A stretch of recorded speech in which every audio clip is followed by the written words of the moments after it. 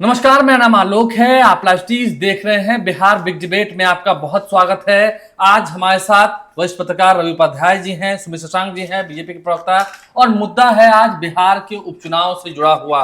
लेकिन बिहार में कई ऐसी बातें हैं जो अब बदलने लगी हैं। क्या बीजेपी को भी झटका लगने वाला है? आरसीपी सिंह अपनी पार्टी की लॉन्चिंग भी करने वाले हैं। कई सारी बातें हैं, हम उस पर चर्चा करेंगे। शुरुआत करेंगे उपचुनाव से। उपचुनाव को लेकर चहलकदमी है। आरजेडी के लोग भी दावा कर रहे हैं, सभी जितने उनके प्रवक्ता हैं, पार्टी के नेता हैं, वो दावा कर रहे हैं कि हम चारों सीट जीतेंगे। बड़ी मुश्किल है क्योंकि 3 सीटों पर महागठबंधन का पहले से कब्जा था। तरारी, रामगढ़ और बेलागंज। सिर्फ एक इमामगंज जीतन मांझी के पार्टी के पास थे, अब वहां से उनकी बहू लड़ रही है। देखना होगा। हमारे साथ सुमित शशांक जी हैं। 3 सीटों पर तो पहले से ही महागठबंधन का राज था। उपचुनाव की घोषणा हो चुकी है, अब तो चुनाव होना है, प्रचार प्रसार हो रहा है। रवि सर के पास भी हम आएंगे। 3 सीट तो उनकी ही है। आपको अपनी सीट ही बचानी है इमामगंज, या फिर और कुछ सोच रहे हैं? देखिए, सबसे पहले तो मैं आपके चैनल के माध्यम से समस्त बिहार वासियों को दीपावली के पवित्र पर्व की हार्दिक शुभकामनाएं देता हूं। इसके अलावा जो आपने प्रश्न किया, इस विषय को कहीं ना कहीं समझना है कि हम जीत हार से कहीं आगे बढ़ के समाज के कल्याण के लिए और बिहार वासियों के लिए लड़ाई लड़ रहे हैं। और बिहार वासियों के लिए जब हम लड़ाई लड़ रहे हैं तो आज बिहार के लोगों को बहुत अच्छे से पता है कि पिता पुत्र की विरासत क्या थी और परिवारवाद की जमात क्या है। तो ये परिवारवाद की जमात और पिता पुत्र की विरासत से बाहर निकलते हुए कहीं ना कहीं मुझे लगता है कि बिहार की यशस्वी जनता, भारतीय जनता पार्टी और एनडीए के जो घटक दल हैं, उनके समर्थन में एक बड़े अपने बहुमत के साथ वो आगे बढ़ के आएगी और ऐसे लोगों को जवाब देगी। नहीं, फिर हम कह रहे हैं 3 सीट तो उनके ही पास है। पिछली बार भी तेजस्वी यादव का जलवा था। आप लोग तो अलायंस के साथ ही लड़े थे ना, जेडीयू बीजेपी के साथ लड़ी थी। देखिए, आप बार बार जलवे की बात कर रहे हैं तो मैं सिर्फ इतना बोलूंगा, जिन लोगों ने, खास करके ये इंडी अलायंस जिसने इतिहास बदलने का काम किया, ये पिता पुत्र की जोड़ी जिसने बिहार को बदलने का काम किया, और बिहार को कैसे बदला, तो अपराधियों का राज, जंगल राज, भू माफिया, बालू माफिया, शराब माफिया, यही करवाने का काम किया। और अब इन लोगों ने कहावतों को भी बदलने का काम कर दिया है। एक कहावत है ना, चोर चोर मौसेरे भाई। अब बिहार में वो कहावत उल्टी हो गई है। ये पिता पुत्र के ऊपर फिट बैठती है कि कौन किस प्रकार से अलकतरा किसने चोरी किया, बिहार के गरीबों का भविष्य किसने चोरी किया, बिहार के बच्चों को पलायन पर किसने मजबूर करवा दिया, और बिहार का अलकतरा किसने चोरी कर लिया। किसी भी राज्य की उन्नति और डेवलपमेंट के लिए कहीं ना कहीं मुझे लगता है कि कुछ एक सेक्टर्स की आवश्यकता होती है, चाहे वो ऊर्जा सिक्योरिटी की बात करें, चाहे रोड्स के डेवलपमेंट की बात, रोजगार की बात ना करें। बिल्कुल, रोजगार की भी बात ना करें। मैं तो बता रहा हूं आज इंडस्ट्रियल कॉरिडोर और खास करके इंडस्ट्रियल स्मार्ट सिटी बनाने का काम गया को जिस तरीके से किया जा रहा है, हजारों करोड़ों रुपए का निवेश हो रहा है, ड्राई पोर्ट की घोषणा हो गई, और उसके अलावा जिस तरीके से आप देखेंगे कि बिहार में प्राथमिक सेक्टर हो, द्वितीयक सेक्टर हो, जो मूलभूत सुविधाएं जहां से उपलब्ध हो पाती हैं, लघु एवं कुटीर उद्योग, उन उद्योगों को लूटने का काम जिन लोगों ने किया था, उसको कहीं ना कहीं फलीभूत करने के लिए और लगातार ऐसे लुटेरों की जमात से बचाने के लिए हमने काम किया। आज लघु एवं कुटीर उद्योग जो है वो फलीभूत हो रहा है। भागलपुर का क्षेत्र आप देख लें तो विभिन्न क्षेत्रों में हमने काम किए हैं, और इसके लिए, और हमें लगता है कि और भी अपने पूर्व की जो चीजें हैं जो हमने किया है उनसे भी सीखते हुए हमें और भी अच्छे तरीके से काम करना है, ताकि गुण और ज्ञान की भूमि, बुद्ध और महावीर की भूमि, नालंदा और विक्रमशिला की भूमि सिर्फ शिक्षक उत्पादन का केंद्र न रहे, आईएएस आईपीएस के भी उत्पादन का केंद्र रहे, और बड़े इंडस्ट्रियलिस्ट के उत्पादन का भी केंद्र। चलिए, हम आते हैं रवि सर के पास। एक मिनट थोड़ा सा हम जानना चाहते हैं, और लाइव सीरीज के व्यूअर्स भी और बिहार की जनता भी भारतीय जनता पार्टी के प्रवक्ता से यह जानना चाह रही है कि बुद्ध के ज्ञान की धरती है इमामगंज, वहां से वह भी बुद्ध के ज्ञान की धरती है, और परिवारवाद की बात बार बार आप लोग कहते हैं कि परिवारवाद आरजेडी का, ठीक है, मान लिए परिवारवाद, तो यहाँ इमामगंज में कौन सा हो रहा है? जीतन राम मांझी, नहीं, जीतन राम मांझी केंद्र में मंत्री, उनके बेटा संतोष मांझी बिहार में मंत्री, और उनको अगर यदि टिकट देने की बारी भी आई तो अपनी पुत्रवधू को, वो उनका ऑप्शन वही था। उनके पार्टी में क्या कोई कार्यकर्ता नहीं है? उनकी पार्टी में कार्यकर्ता स्वाभाविक तौर पर है। बिना पार्टी कार्यकर्ता बहुत बड़ा रीढ़ होता है। ये लगता है हमको जीतन राम मांझी या उनके पुत्र जो संतोष सुमन है, जो मंत्री हैं उनको, और अध्यक्ष भी है पार्टी के, वो अपनी पत्नी को लड़वा रहे हैं। राष्ट्रीय अध्यक्ष मैंने संरक्षक है जीतन राम मांझी, वो अपने पुत्र को मंत्री बनवा रहे हैं। ये हो क्या रहा है? और आप उस पर जो उंगली उठा रहे हैं राष्ट्रीय जनता दल पर, परिवारवाद, ये वो।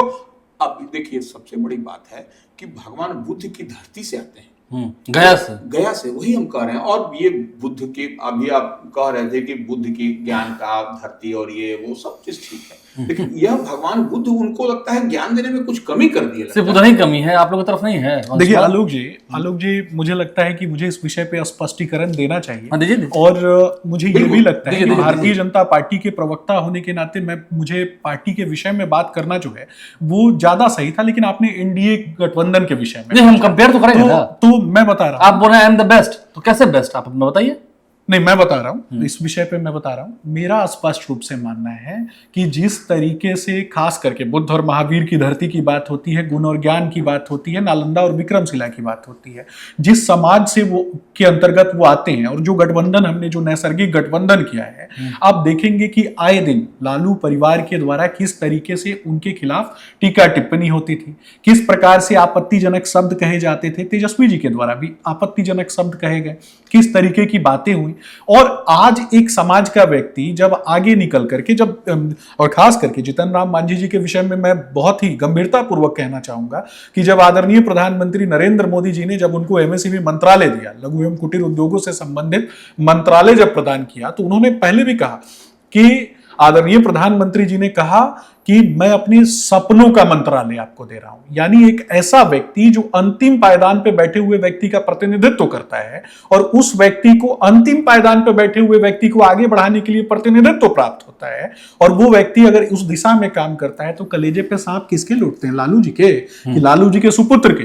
आज जब उनके परिवार की बात होती है, मैं जब तुलनात्मक अध्ययन होने की बात होती है, तो ये लेगेसी, ये विरासत किसने प्रारंभ की थी? बिहार में आरजेडी मतलब लालू परिवार, जो गरीब कार्यकर्ता है उसको कभी पूछा क्या? लालू परिवार में या तो सिर्फ लालू जी के छोटे सुपुत्र की बात होती है, बड़ा सुपुत्र को तो किस तरीके से किनारे लगा दिया, इस पर भी बात होती है। और इसके अलावा लालू प्रसाद यादव ने एक, थोड़ा सा पीछे चलिए, इसी लोकसभा क्षेत्र, इसी विधानसभा क्षेत्र, इसी भगवान बुद्ध की धरती से भगवतिया देवी को, पत्थर तोड़ने वाली भगवतिया देवी को, ये हम कह रहे हैं। तो ये देखिए, और नहीं सर, एक बात ये भी, फैक्ट ये भी है, अभी देखिए जब महागठबंधन की सरकार थी, 3 एमएलसी बनाए गए थे। अशोक पांडे उधर से ही आते हैं, सामाजिक कार्यकर्ता थे, कोई मालजाल वाली बात नहीं, सीधी बात हम कह रहे हैं, कोई मालजाल वाली बात नहीं, कोई आर्थिक रूप से कोई बात नहीं। कारी शोएब के पास क्या है? एमएलसी हैं, मुजफ्फरपुर से आते हैं, रोसड़ा उनका घर हुआ, समस्तीपुर तरफ, उनके पास क्या मिलेगा? और तो और फिर मुन्नी रजक जो कपड़ा धोती हैं, पहले कपड़ा धोती थी, जब लौट कर आई शाम में तो पता चला कि वहां खड़े गार्ड से उन्हें सैल्यूट मार दिया। क्यों? क्योंकि अब तो एमएलसी होने वाली है। तो इन तीनों को भेजकर क्या लालू यादव ने सही नहीं किया? तेजस्वी यादव ने सही नहीं किया? यहाँ तो कोई वंशवाद वाली बात थी नहीं, गरीब तबके के लोगों को सम्मान दिया गया। नहीं, वो देखिए A to Z की बात तेजस्वी यादव करते हैं। देखिए निश्चित रूप से अब पहले लालू प्रसाद यादव के कालखंड का राष्ट्रीय जनता दल और तेजस्वी यादव के कालखंड का राष्ट्रीय जनता दल, दोनों में जमीन आसमान हम बीजेपी से ही पूछ रहे हैं, ठीक है? आप लालू यादव के आरजेडी को तो टैकल करते हैं हमेशा। ये तेजस्वी यादव की जो नई आरजेडी हुई है, जिसमें A to Z की बात होती है, इससे कैसे मुकाबला? आप सिर्फ बस जंगल राज की बात करें, 90 वाली बात, जरा हम तेजस्वी यादव पर आते हैं ना। देखिए रवि सर यहाँ है, उपस्थित हैं और काफी वरिष्ठ पत्रकार हैं।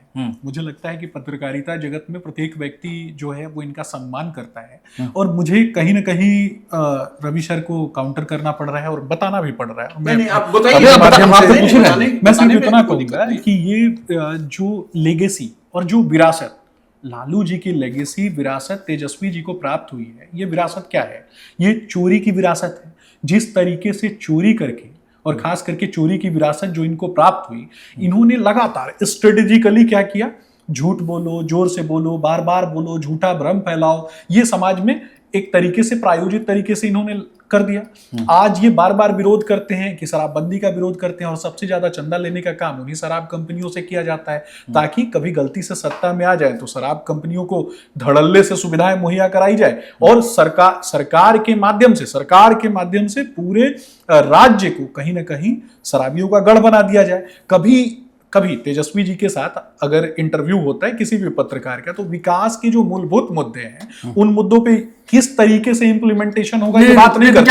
ये बात करते हैं, ये झूठा ये दिया, वो दिया, ये इस तरीके की बातें करते हैं। नहीं तो क्या विपक्ष पर निशाना, आप निशाना नहीं साधेंगे? विपक्ष काम नहीं करेंगे? निश्चित रूप से उनको कहीं ना कहीं निशाना साधना चाहिए, लेकिन मैं पूछना चाहता हूँ, आज तो आरजेडी के प्रवक्ता भी नहीं है, हम दीपावली का पवित्र पर्व चल रहा है और दीपावली के पवित्र पर्व के समय में खास करके जब आम जनता के साथ खड़े होने की आवश्यकता होती है, मैं तो कोरोना टाइम की भी बात करूंगा कि कोरोना टाइम में भी सड़कों पे सबसे ज्यादा अगर कोई मरा तो भारतीय जनता पार्टी और एनडीए के कार्यकर्ता मरे, क्योंकि हम लोग काम कर रहे थे, गरीबों के घर में राशन पहुंचाने का काम कर रहे थे। ऐसे लोग कहाँ थे, कहाँ छुपे हुए थे, किस बंगले में थे, किस घर में जाकर के थे?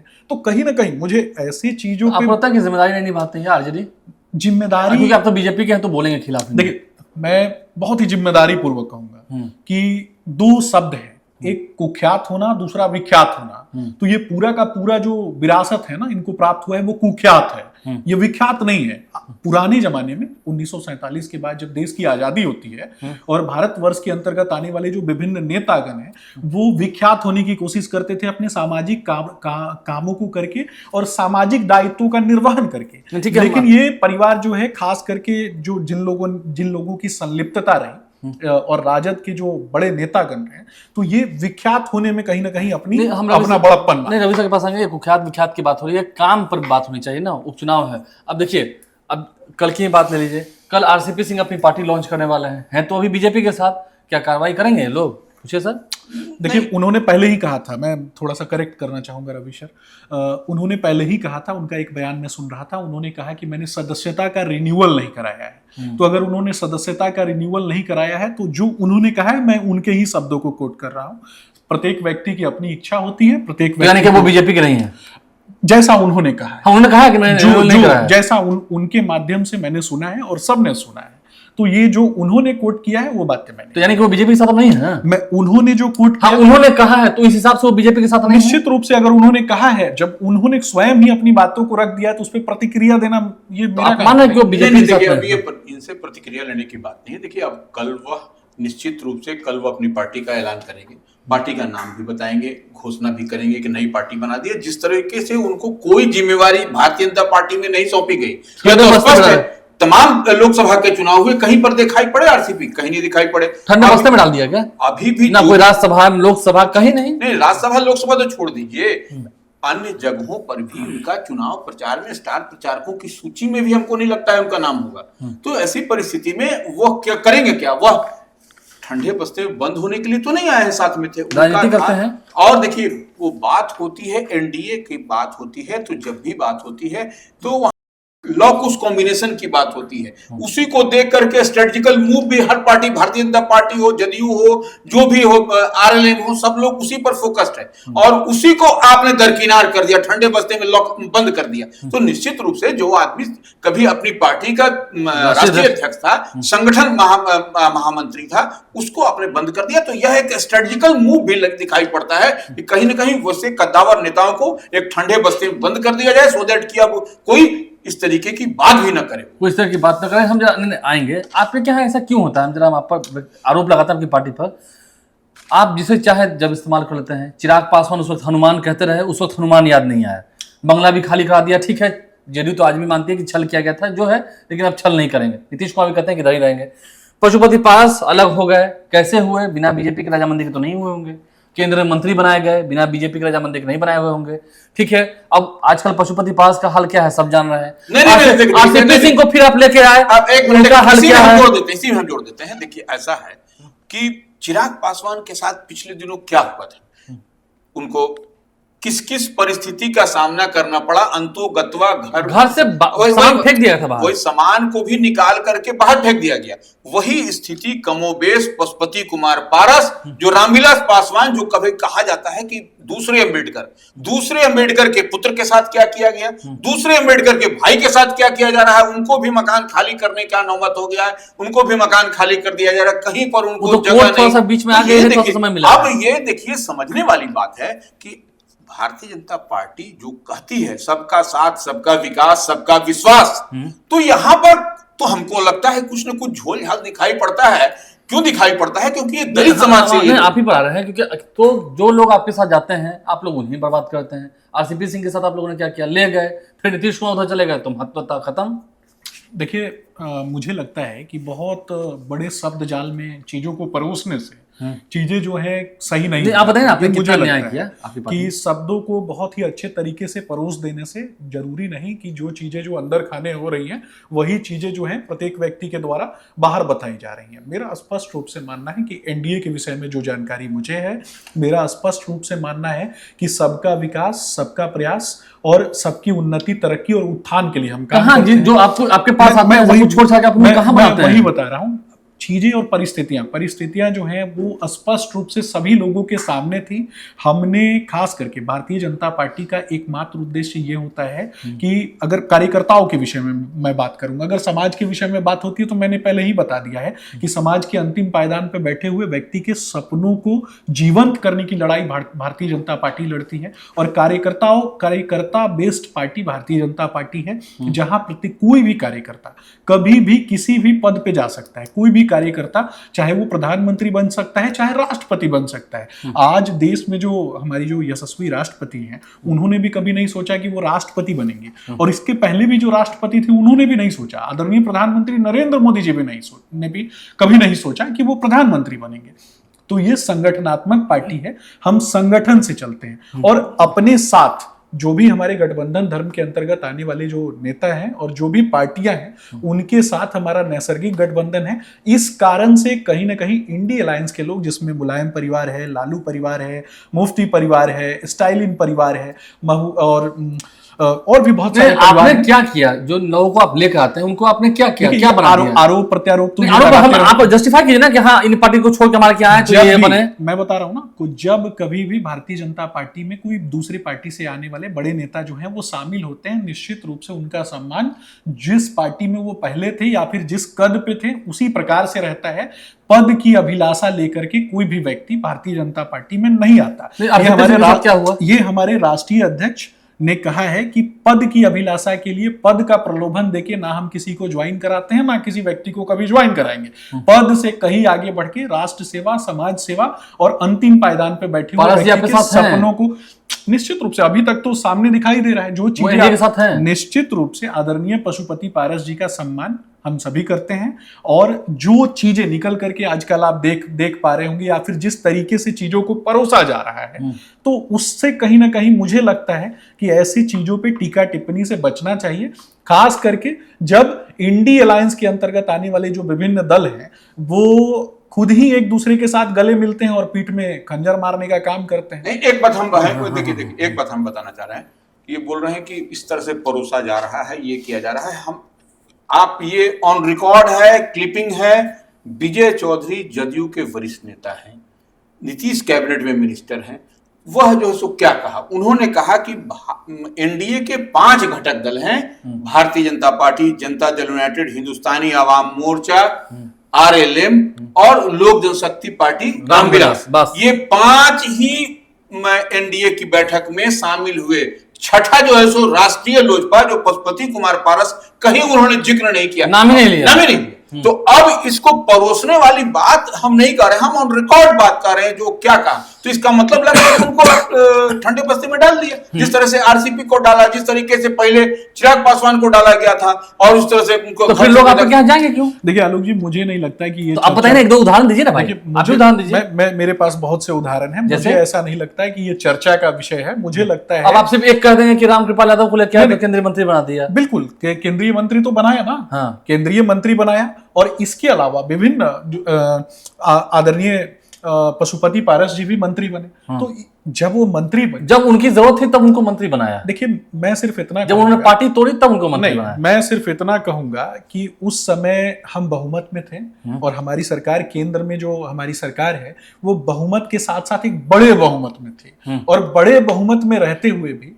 इस प्रकार का डिसीजन लिया गया। तो निश्चित रूप से ये दिखाता है कि हम अपने सहयोगियों के साथ, हमारे जो भावनात्मक संबंध हैं वो कहीं ना कहीं बहुत प्रगाढ़ हैं, जिसके कारण इंडी अलायंस के लोगों को दिक्कत होती है। सर है अंतिम प्रतिक्रिया आपसे ही लेंगे, ये अंतिम प्रतिक्रिया होगी। क्या लगता है जिस तरह से खेल हो रहा है, आपको उपचुनाव भी है, उस उपचुनाव में क्या हाल है? देखिए उपचुनाव में देखिए मुश्किल तो महागठबंधन को होगी, उनको 3 सीट बचानी है। देखिए निश्चित रूप से जब चुनाव होता है तो आप देखिए एक चीज आप समझ लीजिए, जब परीक्षा दीजिएगा तो उसमें आपको सेमेस्टर वाइज भी उसका आपका रिजल्ट काउंट होता है। तो ये सेमेस्टर है, ये देखिए उपचुनाव है, ये सेमेस्टर है, इसमें भी काउंट होगा।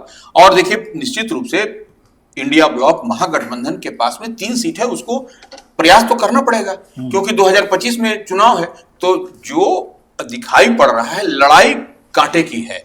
आप ऐसा नहीं कह सकते कि कहीं पर भी, कई सीट पर देखिए, हम की चर्चा करेंगे तो आपको इस पर समय लग जाएगा, लेकिन हर सीट पर लड़ाई है। लड़ाई चल रही है। लड़ाई कोई नहीं कहते कोई अपर हैंड है कोई लोअर नहीं नहीं, अभी अपर लोअर हैंड की बात नहीं, अपर लोअर हैंड की बात हम लोग करेंगे लोक आस्था का महापर्व छठ के बाद, जबकि तमाम जो है सो एनडीए के नेता भी और इंडिया ब्लॉक के नेता भी मैदान में होंगे। जेपी नड्डा भी पटना आ रहे हैं, जो जानकारी मिली है। बिल्कुल सुमित जी। निश्चित रूप से प्रत्येक भारतीय जनता पार्टी के वो राष्ट्रीय अध्यक्ष हैं, और राष्ट्रीय अध्यक्ष की भूमिका में रहते हुए निश्चित रूप से उनकी तो जिम्मेदारी, और प्रत्येक व्यक्ति की जिम्मेदारी पार्टी के प्रति बनती है, और सब लोग आएंगे। सब लोग आएंगे, देखना होगा। आप लाइव साथ बने रहे, देखना है। अभी तो उपचुनाव होना है, उपचुनाव में 4 सीटों पर यह नतीजा क्या निकल के आता है। नतीजे जब आएंगे तो देखना होगा किसके पक्ष में आएंगे, क्योंकि महागठबंधन के लिए परेशानी है। क्या बीजेपी के साथ जितने लोग जाते हैं वो चले जाते हैं, ये बात होती है, अक्सर होती है। कल देखना होगा आरसीपी सिंह क्या कहते हैं, उस पर भी हमारी नजर बनी रहेगी। आप लाइव के साथ बने रहें। आप सभी को दीपावली के त्योहार की हार्दिक बधाई। हमारे व्यूअर्स की ओर से, व्यूअर्स को हम सभी लाइव की टीम की ओर से बहुत बहुत शुक्रिया। इस वीडियो को अगर आप फेसबुक को देख रहे हैं तो पेज को लाइक करना भूलें। बहुत बहुत धन्यवाद।